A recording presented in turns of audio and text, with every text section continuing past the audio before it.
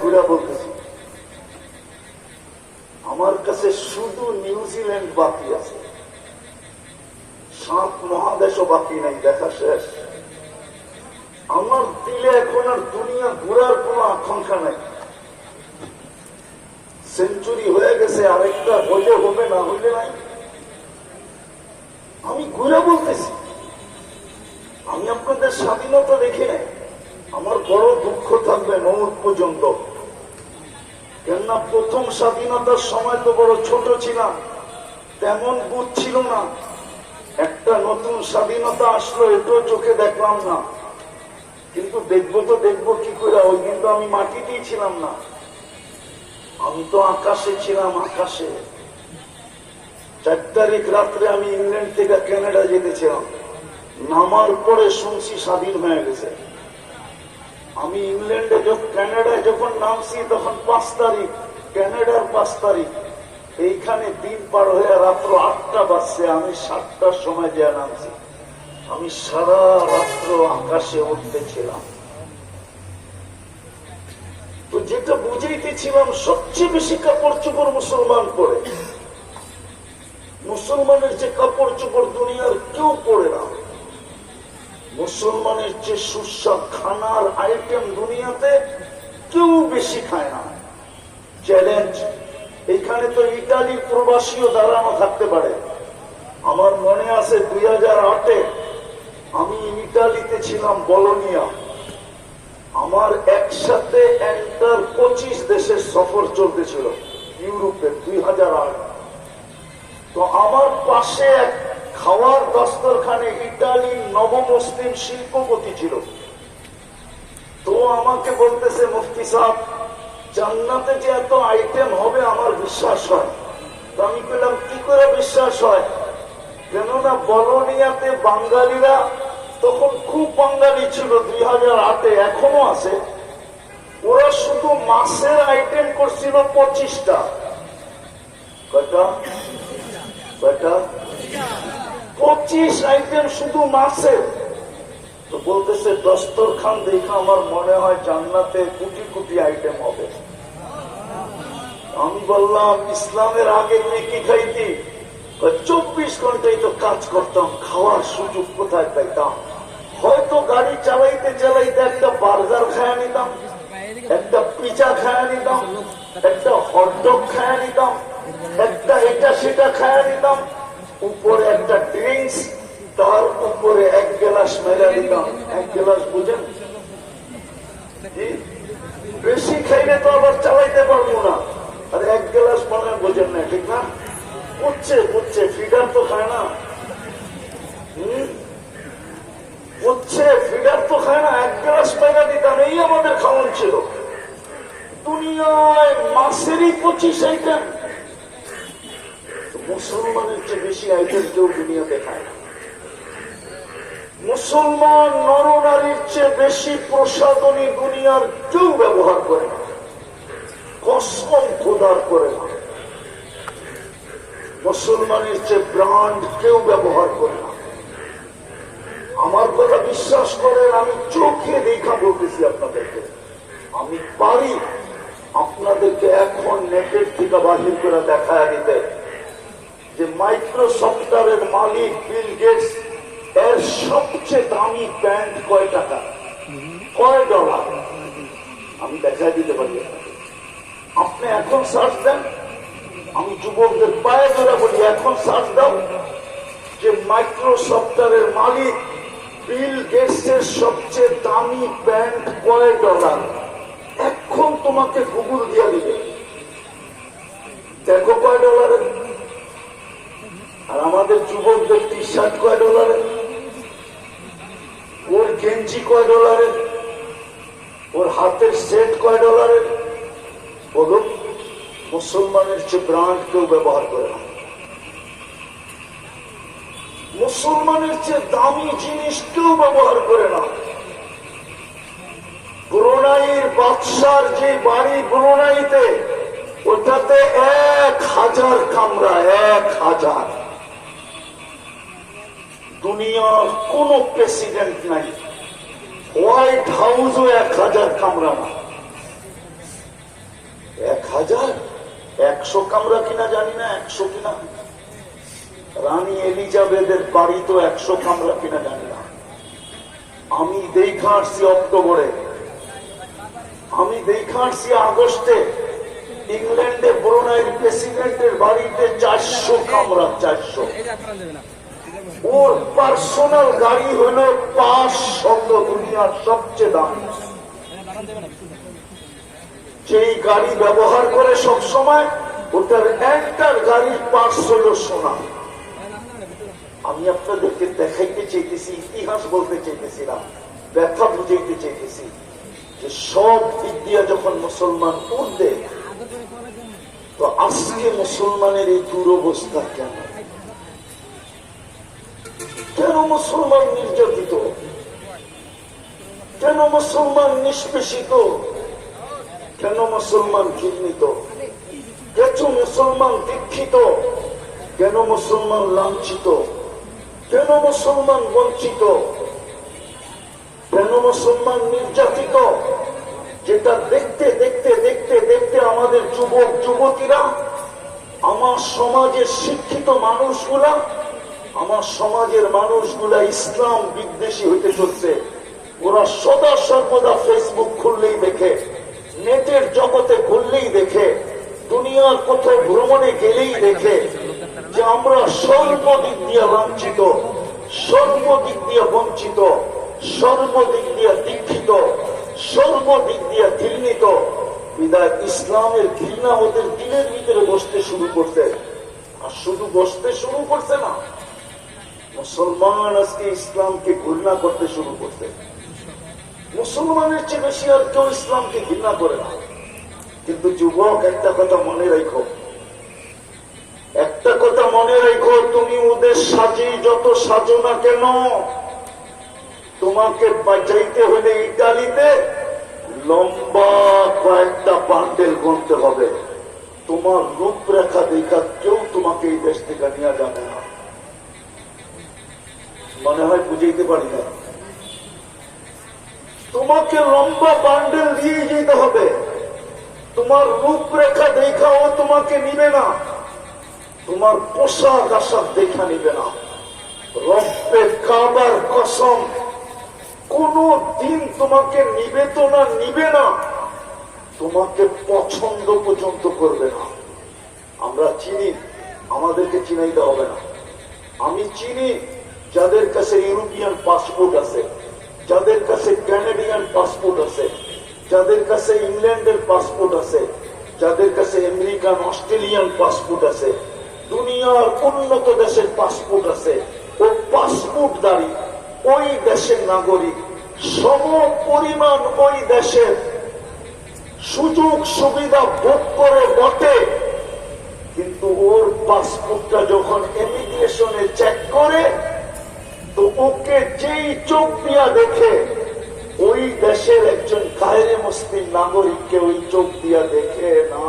না না না না, চ্যালেঞ্জ কোন প্রবাসী থাকলে এখানে আসো, কোনদিন ওই চোখ দিয়ে দেখে না। বরং 10, 15, 20, আধা ঘন্টা, 2 ঘন্টা পর্যন্ত আরে জিজ্ঞাসা করে। ও জানে এটা মুসলমান। আমাদের রঙে রঙিন হইলে হবে কি, আমাদের পাসপোর্ট গ্রহণ করলে হবে কি, আমাদের দেশের গ্রিন কার্ড পাইলে হবে কি, আমাদের দেশের নাগরিক হইলে হবে কি। এই জন্মসূত্রে মুসলমান। এই জন্ম নিতে দেরি, কানে আজান একামত আসতে দেরি করে নাই। বিদায় ও জানে তোমাকে জন্ম নিতে দেরি, আজান একামত তোমার কানে আসতে দেরি করে নাই। জন্মের সাথে সাথে তোমার কানের ভিতর দিয়া তোমার ভিতরে একটা আগুনকে ঢুকায় দেওয়া হয়েছে, যেটা কোনো দিন নিবে না। না না না না, ও জানে। আমি সব জায়গায় চলে আসছি। আজকে আমাদের দুরবস্থা কেন? যুগ বিয়োগ তো আমার মিলে না। আমি মাদারীপুরে বলতেছি, ধ্যান, যুগ বিয়োগ আমার মিলে না। আফগানিস্তান মাটিতে মিশা গেল, যুগ বিয়োগ মিলল, কিন্তু ইরাকে আইসা আর মিলল না। মিলল না তো মিলল না, কেন মিলল না? কেন ইরাকে যদি আমি তাকাই, ইরাকের দিকে যদি আমি দেখি, ইরাকের দিকে যদি আমি দেখি, এইদিকে এইদিকে এইদিকে এইদিকে দেখি, এইদিকে শয়তান কিন্তু আগেই বলছি আমি, হুকুম না মানলে কিন্তু ছোঁয়া মিলবে না। আর শয়তান চাবে না আজকে আমরা আল্লাহর রহমতের ছোঁয়া নিয়ে উঠি, শয়তান চাবে না। এই জন্য অনেক পরিস্থিতি শয়তান ভাবতে ছিল বৃষ্টি আসবেই আসবে, ঠিক না? কিন্তু আসে নাই। অনেকভাবে চাবে যেন রহমতের ছোঁয়া না লাগে। তো যেটা বুঝাইতেছিলাম আমি, যে ইরাক তো আমার চোখ বিয়োগে মিলে না, কেননা ইরাকে তো নবীর কবর দেখি তো দানিয়াল আলাইহিস সালাম ঘুমানো, সাহাবা দেখি তো 12 থেকে 13,000 সাহাবার কবর। হায়দারে কাররারের দিকে দেখি, আলিউল মুর্তাজা হায়দারে কাররার, উনিও তো ইরাকে ঘুমানো, হোসাইনও তো ইরাকে ঘুমানো। আমাদের মুজহাবের আবু হানিফা রহমতুল্লাহ তো ইরাকে ঘুমানো। পিরানে পীর দস্তগীর আব্দুল কাদের জিলানিও তো ইরাকে ঘুমানো। ওইটা মাটির সাথে মিশল কি করে? বাদ দিলাম ইরাক, আসেন ফিলিস্তিন মাটির সাথে মিশতেছে কি করে? আপনাদের ফিলিস্তিন আমার ফিলিস্তিন এক না। আমি 15 বছর আগে 2 চোখে ফিলিস্তিন দেখছি। বিদায় আপনি মিডিয়া দেখা আপনার সাথে আমার সাথে একমত হওয়া সম্ভব না। আমি তো চোখে দেখা বলতেছি, ফিলিস্তিন তো এখন আমার চোখের সামনে। ফিলিস্তিন মাটির সাথে মিশলো কি করে, মিশতেছে কি করে? অথচ ইব্রাহিম খলিল যেখানে ঘুমাইতেছেন, ওয়াদিয়ে খলিলে তো উনি ঘুমাইতেছেন, পাশেই তো মুসা আলাইহিস সালাম কালিমুল্লাহ ঘুমাইতেছেন ওয়াদিয়ে মুসা। 70 জন নবীর কবর যেখানে চিহ্নিত, 45,000 সাহাবায়ে কেরাম যেখানে ঘুমান, মুসলমানের প্রথম কেবলা যেখানে, মেরাজের রাত্রে 1.25 লক্ষ নবীর সশরীরে যেখানে সম্মেলন, 1.25 লক্ষ নবীদের সম্মেলন ছিল। মেরাজের রাত্রে সশরীরে বাইতুল মুকাদ্দাস ফিলিস্তিনে মুহাম্মদুর রাসূলুল্লাহ সশরীরে উপস্থিত ছিলেন ফিলিস্তিনে। যিনি নামাজের ইমামতি করেন, যিনি ওইখানে খুতবা দেন, তারপরে সবার কাছ থেকে বিদায় নিয়ে আরো সেটা। কেননা আকাশের রানওয়ে, আকাশে উঠার রানওয়ে বাইতুল মুকাদ্দাসের উপর থেকে হলো আকাশে যাওয়ার রানওয়ে। ওইখান থেকেই উপরে যান। ওই রানওয়ে হলো ডাইরেক্ট আকাশের প্রথম আকাশের দরজা পর্যন্ত। ওইখান থেকে দ্বিতীয় আকাশের দরজা, তৃতীয় আকাশের দরজা, চতুর্থ আকাশের দরজা, পঞ্চম, ষষ্ঠ, সপ্তমের দরজা।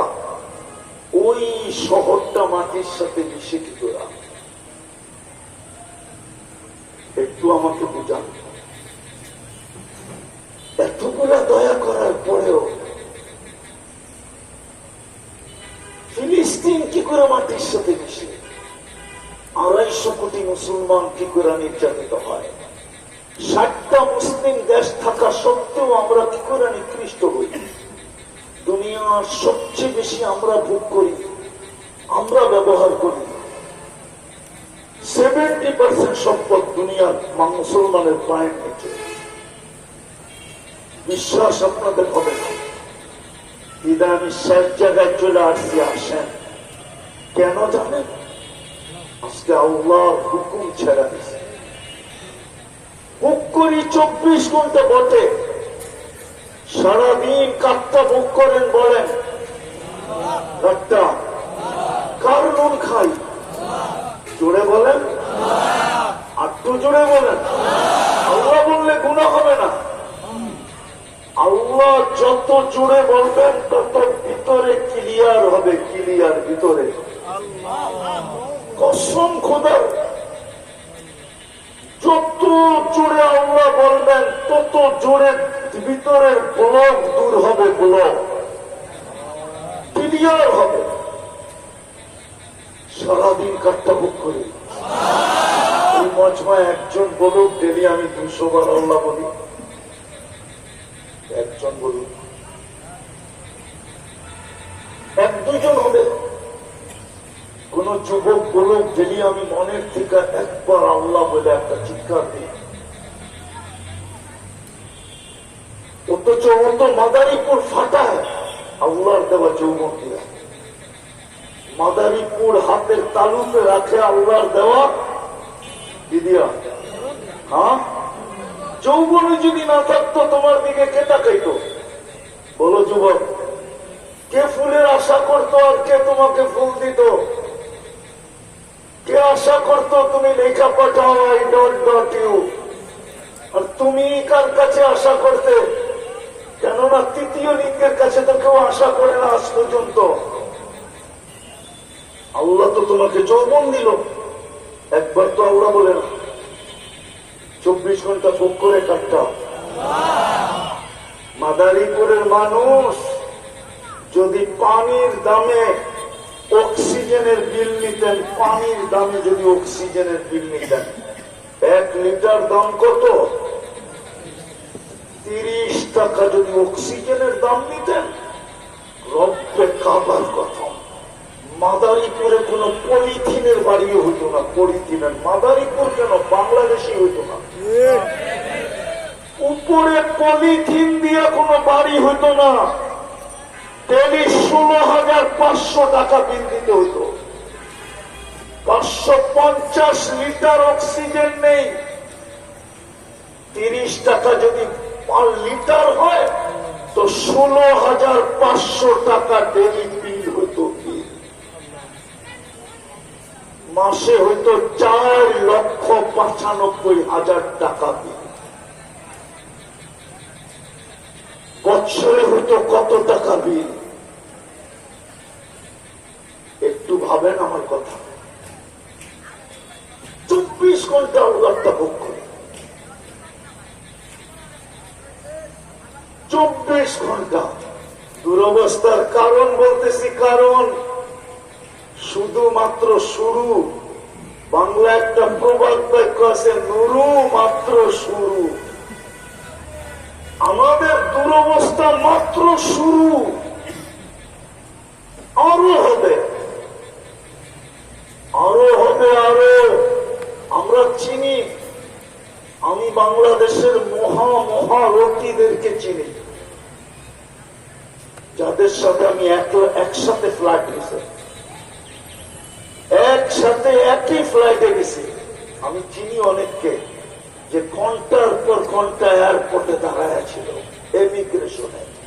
আমি একজনকে চিনি 6 ঘন্টা দাঁড়ানো ছিল, 6 ঘন্টা। আমরা চিনি। দুরবস্থা কেন? দয়া তো করলেন, মানুষ বানাইলেন, বাদ দিলাম মানুষত্ব, মুসলমান বানাইলেন। ইসলামের রং আমাদের ভিতরে কোথায়? সমস্ত পাত্রকে ডাইরা দিয়ে উম্মতে মোহাম্মদী বানাইলেন, নবীর আদর্শ কোথায়? শেষ জায়গায় চলে আসছি, সব বাদ দিলাম। মাদারীপুরের মানুষ আল্লাম্বা করতে চাইতেছি না, সবকিছু বাদ দিলাম। ইসলামের রঙ বাদ দিলাম, নবীর আদর্শ বাদ দিলাম। সবকিছু বাদ দেওয়ার পরেও যদি ডেলি 5 বার আল্লাহ ডাকে, কে ডাকে? কে ডাকে? কে ডাকে? বুকরি কাটটা হায়াত কার হাতে, মৌত কার হাতে, সবকিছু কার হাতে? আল্লাহ তো ডেলি 5 বার ডাকে, ঠিক না? দুনিয়ায় সামান্য একটু বিরোধিতায়, সামান্য একটু বিরোধিতা, সামান্য দেখা মঙ্গল দিয়া না দেখাইলাম না, ডাকা যেতে হবে তো। আবার গাড়ি গুড়ি আটকায় দেয় কিনা, ঠিক না? পাওয়া তো যায় না, ঠিক না? মাদারীপুরের যুবকরা যদি গাড়ি আটকায় দিল, পরদেশি মানুষ, ঠিক না? ঠিক না? আবার হুজুররা তো এই দেশের নাগরিকই না, ঠিক না? নাগরিক নাকি? হুজুরদের তো এই দেশের নাগরিক, এই দেশের মানুষ মনে করে না, মনে করে এরা পয়সা আসছে, ঠিক না? ঠিক না? হুজুররাও যে ট্যাক্স দেয় এটা জানে না, ঠিক না? ট্যাক্স অফিসে চাকরি নিয়ে দেখেন হুজুররাও ট্যাক্স দেয়। এমন না যে হুজুররা ট্যাক্স ছাড়া গাড়ি চালায়, হুজুররাও ট্যাক্স দেয়। ট্যাক্স হোল্ডার নাগরিক হুজুররা। তো যেটা বুঝাইতেছিলাম সামান্য একটু বিরোধ হলে যদি সইতে না পারে, প্রতিশোধের আগুন দিলে দাউ দাউ দাউ দাউ করে চলতে থাকে। সামান্য একটু বিরোধ আজকাল আমরা দেখতেছি আজকাল প্রতিদিনই তো প্রোগ্রাম থাকে। আমার সাথে যদিও হয় নাই আজ পর্যন্ত, যদিও না হয়, কিন্তু আমি দেখতেছি স্টেজে আমাদের স্বজাতির সাথে হইতেছে। সামান্য একটু নাম দেয় নাই, সামান্য একটু স্টেজে কথা বলতে দেয়। আর আমি আপনার পায়ে হাত দিয়ে জিজ্ঞেস করবো, ডেলি আল্লাহ যে 5 বার আপনাকে ডাকে, আমাকে ডাকে, কে ডাকে? কে ডাকে? কে ডাকে? শুধু আল্লাহ। শুধু আল্লাহ ডাকলে তো মনকে বুঝাইতে পারতাম।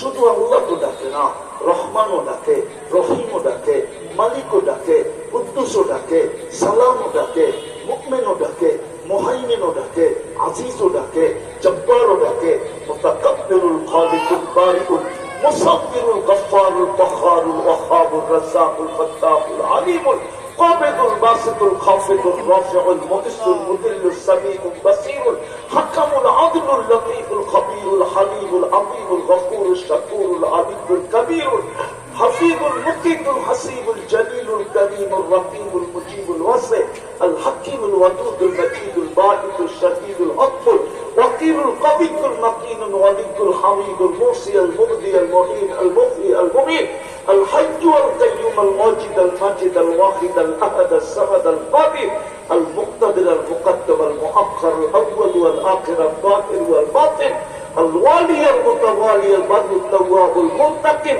العفو والرؤوف مالك الملك ذا الجلال والاكرام المقسط والجامع والغني والمغني المانع الدار النافع النور الهادي البديع والباقي الوارث والرشيد الصبور 99 পদের মালিক আল্লাহ ডাকে, 90% আসে না, 90% মসজিদে আসে না, নামাজ পড়ে না আমার জাতি। হায় হায়, তারপর তো 1 সেকেন্ডের জন্য রহমত বন্ধ করেন না। এক হাদিস মনে উঠলো অনেকদিন পরে, তাই বলতেছি। আল্লাহ বলে, রহমতি ইলাইকা নাসির, রহমতি ইলাইকা নাসির, 24 ঘন্টা আমার রহমত তোর উপরে চলতেছে। ও মাদারীপুরের মানুষ, যদি এখন 1 মিনিটের জন্য অক্সিজেন বন্ধ করে দেয় কি হবে? কি কি আরে বলেন না, মৌত মৌত মৌত। সারা মাদারীপুর ঝোলা পড়বে মৃত্যুর কোলে 1 মিনিটের জন্য অক্সিজেন বন্ধ করলে। আল্লাহ বলে, রহমতি ইলাইকা নাসির, 24 ঘন্টায় 5 বার তোকে আমি ডাকি, তুই তাকায় দেখিস না। তারপর আমার রহমত 24 ঘন্টা তোর উপরে বৃষ্টির চেয়ে বেশি বর্ষিত হয়। হায় হায় হায়,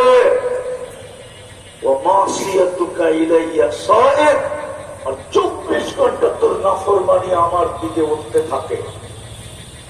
24 ঘন্টা তোর নাফরমানি, মাসিয়াতুকা ইলাইয়া সাইদ, 24 ঘন্টা তোর নাফরমানি আমার দিকে উঠতে থাকে। বলেন, আপনার আমার দুরবস্থা হবে না তো হবে না কেন? চিল্লায় ময়দান চিতা বলতেন, ইম্পসিবল। সম্ভব না। নাইলে আজকে 1 বছর 7 মাস চলতেছে ফিলিস্তিনের যুদ্ধ।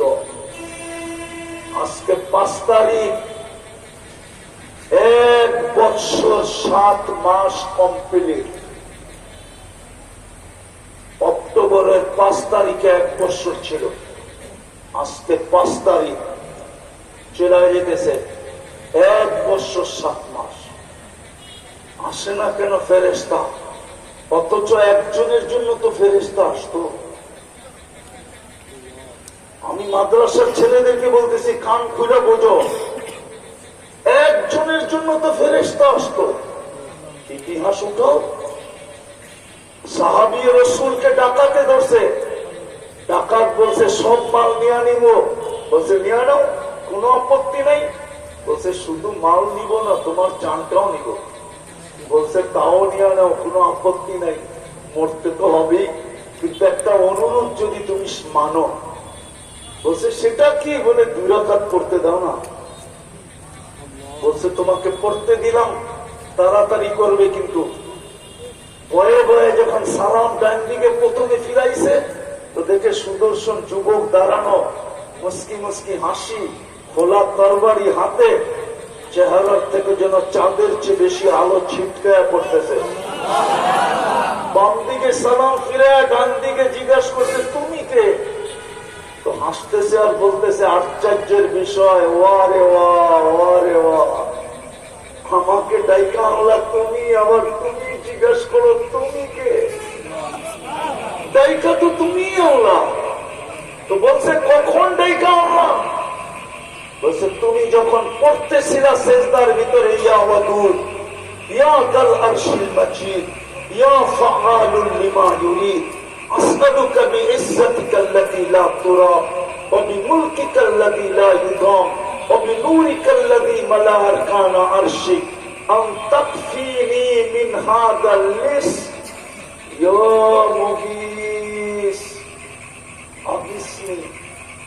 বলে তোমার প্রথম চিৎকারে সমস্ত আকাশে ছুটাছুটি শুরু হয়েছে। ফেরেশতারা চিৎকার দিয়ে বলতেছিল আল্লাহ বিপদগ্রস্তের আওয়াজ, অনুমতি দিতে দেরি, চাপায়া পড়তে দেরি করবো না। তো আল্লাহ আমাকে 4র্থ আকাশ থেকে নির্বাচিত করছেন। তুমি দ্বিতীয়বার যখন ইয়া মুগীস বলে চিৎকার দিছ, আমি 4 আকাশ অতিক্রম করে ফেলছি। যখন 3য় চিৎকার দিছ, তোমার মাথার কাছে আইসা তোমার দুশ্মনকে জাহান্নামে পৌঁছে দিছি। ওই যে তাকায় দেখো আগুন চলতেছে দাউ দাউ করে। বলছে এই বিশেষত্ব কি আমার? বলছে না, তোমার মতো যে নামাজ কিয়ামতের সকাল পর্যন্ত উপহার দিবে, আমি ওর জন্য কিয়ামতের সকাল পর্যন্ত বেঁচে রাখবো। ও মানুষ,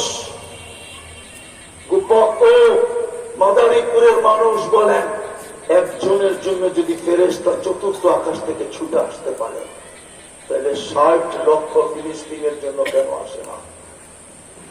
গাজাতে তো 30 লক্ষ, পশ্চিম তীরে 30 লক্ষ, 60 লক্ষ মুসলমানের জন্য কেন আসে না? ওরা তো বন্ধুর ভাষায় কথা বলে, ওরা তো কোরআনের ভাষায় কথা বলে, ওরা তো জান্নাতের ভাষায় কথা বলে, কেন আসে না? 250 কোটি মুসলমানের জন্য কেন আসে না? চতুর্দিক দিকে তো শকুন চোখ উঠায় বসে আছে, আমাদের উপরে থাবা মারবে তো মারবে কখন? কেন বুঝানো? বিদায় সত্য এটাই, আমরা আল্লাহর হুকুম ছেড়ে দিচ্ছি, ইসলামের রং ছেড়ে দিছি, নবীর আদর্শ ছেড়ে দিছি। আল্লাহ ডাকে তারপরও আসে। বিদায় সত্য প্রস্তুত থাকি, আমরা প্রস্তুত। হাদিসের কথা বলতেছি, প্রস্তুত থাকি। কেননা আমাদেরকে ক্লিন করবেন, এটাই সত্য। আমাদেরকে পুত পবিত্র করে উঠাবেন, এটাই আল্লাহর বন্ধুর সাথে অঙ্গীকার। আপনার উম্মতকে আমি পবিত্র করে উঠাবো, কেননা আপনাকে আমি রাজি করে ছাড়বো। আপনার চেহারায় কিয়ামতের দিন আমি ভাঁজ আসতে দিব না। উম্মতের ব্যাপারে আপনাকে আমি লজ্জিত হইতে দিব না। আপনাকে আমি রাজি করে ছাড়বো, সাউফা ইউতিকা রাব্বুকা ফাতারদা, আপনি সুপারিশ আমি গ্রহণ করব, বিদায় আমি আগেই আপনার উম্মতকে ওয়াশ করব। বলছে কিভাবে ওয়াশ করবেন? বলছে আল কাতলু ওয়াল সালাসিল, অহেতুক হত্যার শিকার হবে আপনার উম্মত। আজকে আমরা অনর্থক হত্যার শিকার। আমার দেশে দেখেন, আপনাদের মাদারীপুরে দেখেন, এই কয়দিনে যে কটা হত্যা হলো, আপনি বলেন কি কারণে হত্যা? এক কাপ চায়ের জন্য হত্যা। বাংলাদেশের পত্রিকা আছে, 5 টাকার বাদামের জন্য হত্যা, সামান্য একটু বিরোধের জন্য হত্যা। অহেতুক হত্যা বাড়তেছে, বিজাতিত করতেছে। আমরা পর্যন্ত একজন আরেকজনকে হত্যা করার জন্য পাগলের মতো করতেছি। প্রস্তুত থাকি, যদি তওবা না করলাম, আর যদি আজকে তওবা করলাম, আল্লাহর দিকে যদি ফিরা গেলাম, তাহলে আমি আপনাদেরকে সুসংবাদ শুনাইতে পারি, ফাইন তাবু ফাআনা হাবিবুকুম। আল্লাহ বলে তওবা করতে দেরি, আমি বন্ধু হইতে দেরি করব না।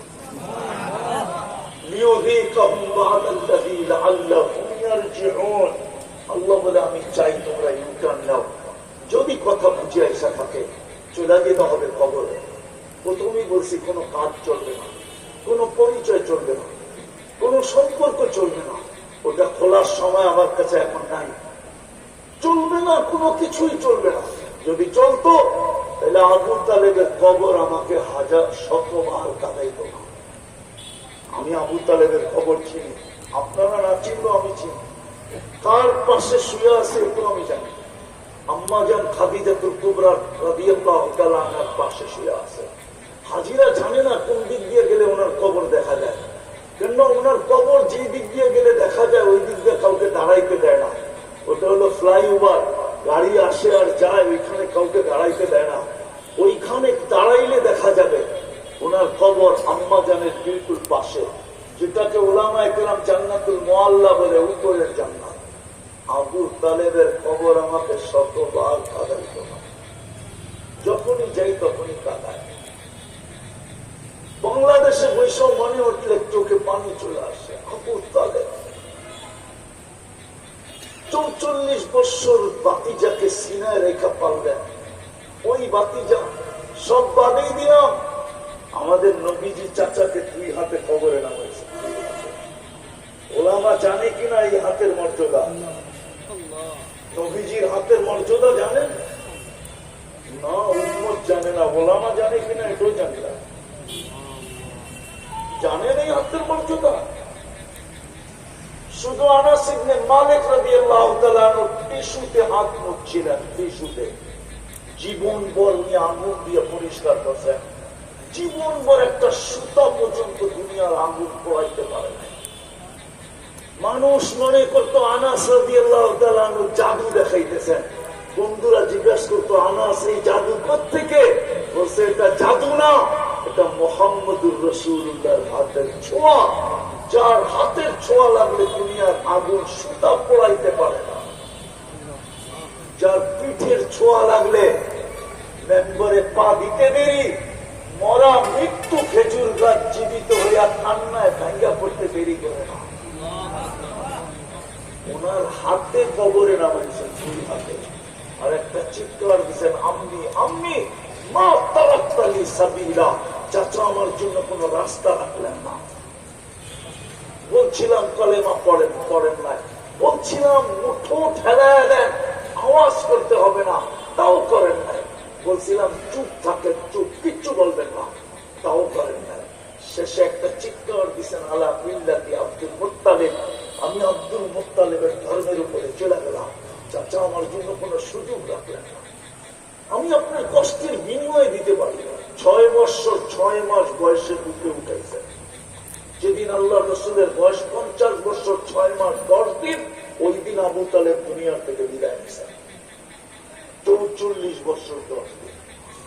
এই জন্যই ওনার কবর দেখলে আমার কান্না আসে। ওই জন্যই ওনার নাম মনে উঠলে চোখে পানি আসে, ভিতরটা ফেলে যায়। কোনো পরিচয় চলবে না। আসেন, যদি বুঝে এসে থাকে এই মাহফিল থেকে চলেন প্রথম আল্লাহর কাছে মনের থেকে তওবা করব। তওবা, এই রাস্তা আমাদের জন্য এখনো খোলা আছে। তওবা করি। উম্মত, এটা উম্মত। কয়েকজন পাগড়ি সাগড়িওয়ালা হুজুর দেখা ভুল বুঝেন না যে এদের দোয়ায় কিছু হয়ে যাবে, হইলে এতদিনে হয়ে যেত। কেননা প্রথম যুদ্ধ বাজে অক্টোবরের 7 তারিখে, 5 তারিখে, তারপরেই রোজা আসছিল। দ্বিতীয় রোজা চলে গেল যুদ্ধের। প্রথম রোজায় আমি ভাবছিলাম যে মনে হয় ঈদ 2টা হবে। কেননা আমার জীবন কেন, হেরেমের জীবন, মক্কা মদিনার জীবনে মনে হয় মক্কা মদিনা এরকম কান্না দেখে নেয়, এরকম চোখের পানি দেখে নেয়। এই রমজান না, রাতের রমজানের কথা বলতেছে। আপনি নেন, নেটের ভিতরে পাবেন। বেতের নামাজ পড়া যে কান্না, হয় হয় ইমাম সালাম ফিরে ফেলছে, হাজারো মুক্তাদি শেষদার পড়ে এখনো কাঁদতেছে, আর শুধু বলতেছে আল্লাহ ফিলিস্তিন, ফিলিস্তিন, ফিলিস্তিন, ফিলিস্তিন। আমার মনে হইতেছিল ঈদ 2টা হবে, ফিলিস্তিনের স্বাধীনতা আর রোজা দিন। ওই রমজানও গেল, এই রমজানও গেল, ওই কোরবানিও গেল, এই কোরবানি আবার আসতেছে, কিন্তু বিজয়ের কোন চিহ্ন দেখতেছি না। রাস্তা মনে হয় একটাই খোলা। তওবা যদি আল্লাহর কাছে করতে পারি, করবেন মনের থেকে? কে কে করবেন দেখি? পাক্কা? হ্যাঁ, যুবকরা কি বলে? পাক্কা? তাহলে বলেন আল্লাহ অতীত থেকে তওবা করলাম, আপনি আমাদের তওবা কবুল করেন। নামা বেশি কিছু করতে হবে না, এর মধ্যে একটা কাজ আজকে থেকে করেন। আমি আপনাদেরকে প্রমাণ দিতেছি, আর কোনদিন মাদারীপুরে আসি না না আসি জানি না, কিন্তু প্রমাণ দিতেছি আপনাদেরকে। ইহুদিদের কিতাবে আজও লেখা আছে, যদিও নাকি মুসলমান উলামারা জানে না, অনেক তথ্যই মুসলমান উলামারা জানে না, আমাদের বাংলাদেশের উলামারাও জানে না, কিন্তু বলতে বলতে এখন দেখতেছি পত্রিকায়ও লেখা শুরু হয়েছে, মিডিয়ার থেকেও প্রচার শুরু হয়েছে। আমি মাঝে মাঝে বলি যে বাংলাদেশের মাটির নিচে একটা আধ্যাত্মিক শক্তি আছে। এই মাটি নিয়ে বেশি দিন যে খেলে, মাটি ওকে বেশি দিন খেলতে দেয় না। মাটি বেশি দিন, এটা মাটির আধ্যাত্মিক শক্তি। কেন জানেন?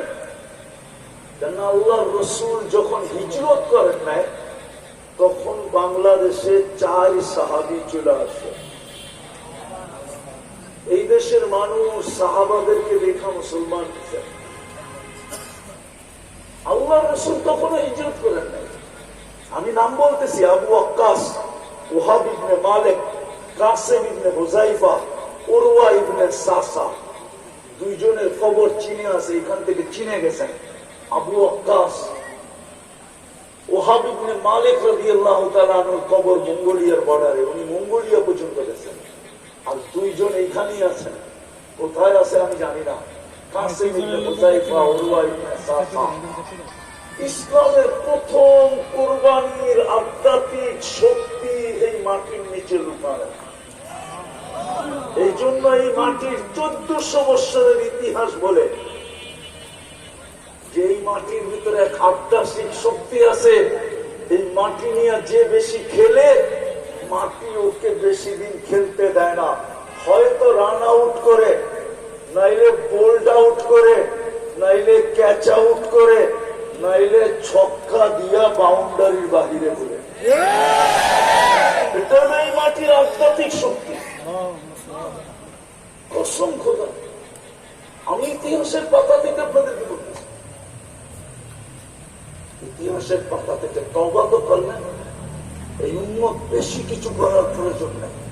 যদি একটা কাজেই উম্মত করে, বা আমরাই করি, যদি আজকের থেকে বলে, যেটা ইহুদিদের কিতাবে লেখা আছে, যেই দিন মুসলমানের ফজরের জামাত সমান হবে, ওই দিন মুসলমানের বিজয়ের পালা শুরু হবে, এর আগে যদি মুসলমান 250 কোটিও জান দেয়, বিজয়ের পালা শুরু হবে না। আপনি বলেন, মালিক কাউকে 3 বার ডাকলো, যদি ওর ধৈর্যের বাঁধ ভাঙা যেতে পারে, ও কর্মচারীকে আর রাখে না, তাইলে ডেলি আল্লাহ 5 বার ডাকে, মাসে 150 বার ডাকে, বৎসরে 1800 বার ডাকে। বলেন 20 বৎসরের যুবক হলো, ও 15 বৎসর থেকে 5 বৎসরে কয়বার সাড়া দিছে? জুমায় জুমায় হয়তো যায়, ঈদে হয়তো যায়, বাকি সারা বৎসরই তো ডাকে সাড়া দেয় না। তাইলে আল্লাহর কি ধৈর্যের কোনো ভাগ নাই? আল্লাহ কতদিন সহ্য করবে? তারপর তো রহমত 1 সেকেন্ডের জন্য বন্ধ করেন না। আসেন আজকের থেকে আমরা মসজিদ ঘোরাই, পারবেন? পারবেন বেনবাজি মুক্ত মাদারীপুর শহর বানাইতে? আমি তো একটা রাষ্ট্র চিনি যেখানে আমি 6 বার গেছি, কোন বেনবাজি নেই। আমি 6 বার গেছি দেশে, 6 বার।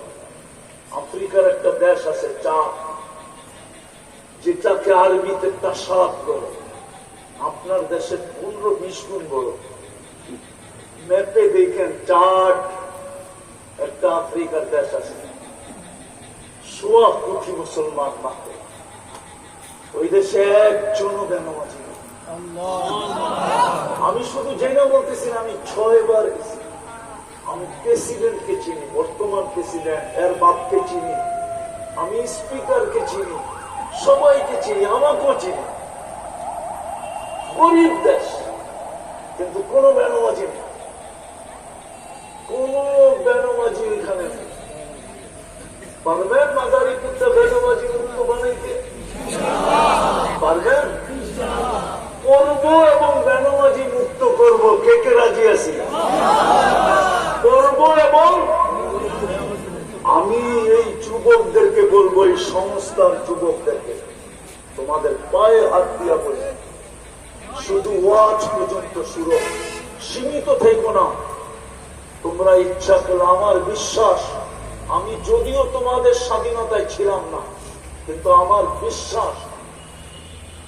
বিশ্বাস এবং আমি দুনিয়ায়, আমি দেশে ফিরছি 18ই আগস্ট, আর ফিরছি একদিনের জন্য।